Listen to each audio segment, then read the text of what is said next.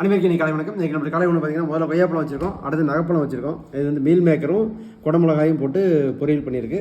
அடுத்து வந்து பார்த்திங்கன்னா இது வந்து சுரக்காயும் மொச்சக்கொட்டையும் போட்டு குழம்பு வச்சுருக்கு. அதுக்கு சுரக்காய்க்கும் மொச்சக்கொட்டை மட்டும் தனியாக எடுத்து வச்சுருக்கோம், அது காலையில் சாப்பிட்றதுக்கு. அப்புறம் பார்த்திங்கன்னா காலை உணவு வந்து பார்த்திங்கன்னா அவல் தாளித்து வச்சுருக்குது, ப்ளஸ் கொஞ்சோண்டு இனிப்பாக வச்சுருக்காங்க, வெல்லம் போட்டு வச்சுருக்கு. இதுதான் இன்றைக்கி நம்மளுடைய காலை உணவு. ஸோ இந்த ஐசிஎம்ஆர் கைட்லைன்ஸ் பற்றி பேசிகிட்டு இருக்கோம் கண்டினியூஸாக. இது வந்து இப்போ 5வது கைட்லைன் பார்த்திங்க என்ன அப்படின்னா,